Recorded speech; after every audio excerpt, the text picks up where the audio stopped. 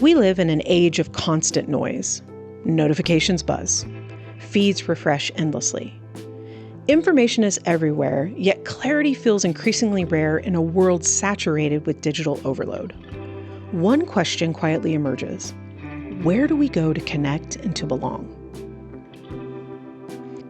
For centuries, one institution has offered an answer, often overlooked, sometimes underestimated, yet deeply embedded in the fabric of society.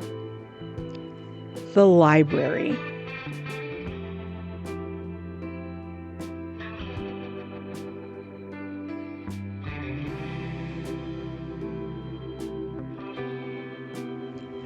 Modern libraries are no longer just about books. They are dynamic community hubs offering digital resources, educational programs, and spaces for collaboration. They respond to changing needs and behaviors, shaping themselves around the communities they serve. We've been very busy for decades, and I think a lot of that goes with our resources, but also our programming. We pretty much have a young adult, which is our teenage group, a children's, an early literacy, and an adult program. You can almost bank on it Monday through Friday. There's one thing going on for each one of those age groups. But what makes the library a designated third space? A third place to me would be an example like a library where you have the public sphere, you have the private sphere, and in the public sphere, not everything is revenue generating.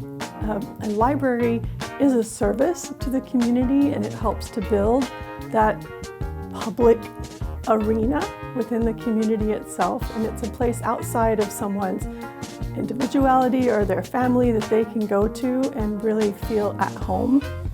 Libraries serve as equalizers.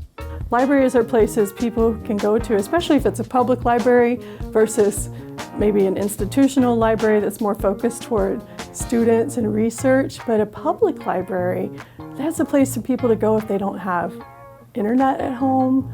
It's a safe place, it's a quiet place, and it's just something that's very welcoming. These are not just services, they are lifelines. We develop a relationship with everyone too. So we make sure when somebody comes in with their kids that they do feel safe. We make sure they know us and we know them.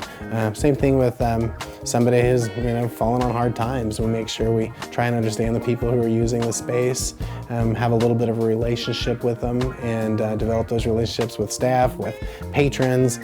Libraries have undergone many changes, but why should they change? The student needs and behaviors. That's very much what we're responsive to, right? So you can even see that in the electrical grid of the library now. I think if you've seen the learning stair, our large staircase that connects the main and lower level, I can't remember how many outlets are on it, but a ton, so that students could be charging laptops or phones if they want to be lounging there. We take away things that have become obsolete or are not as useful to students anymore and replace them with more of what they do need. The libraries must reflect and respond to the community's ever-evolving needs.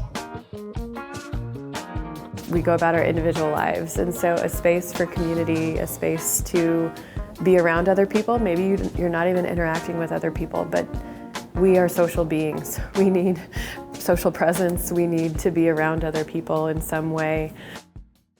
The idea of the library as a community hub can even be seen in the way spaces are designed.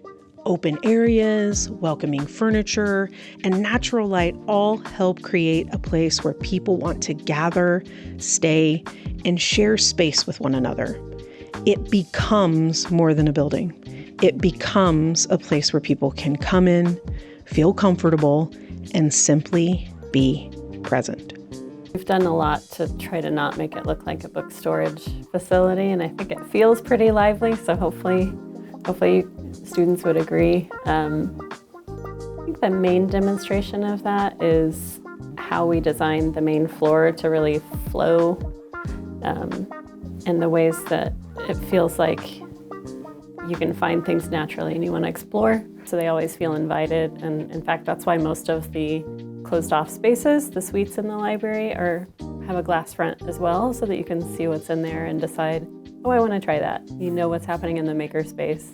You know what's happening in the Institute for New Media Studies, and you can say, I'm going to go in there and give it a try myself. So what does the future hold? Libraries will continue to evolve, integrating technology, expanding services, and redefining what it means to access knowledge. But their core purpose remains unchanged: to connect people with information, with opportunity, and with each other. In an age of constant noise and digital overload, the need for meaningful connection has never been greater. And perhaps, quietly and persistently, the library continues to offer exactly that. Not just a place to find information, but a place to find balance. Not just a building, but a bridge. Not just a relic of the past, but a necessity for the future. In a world that rarely stops speaking, the library still listens.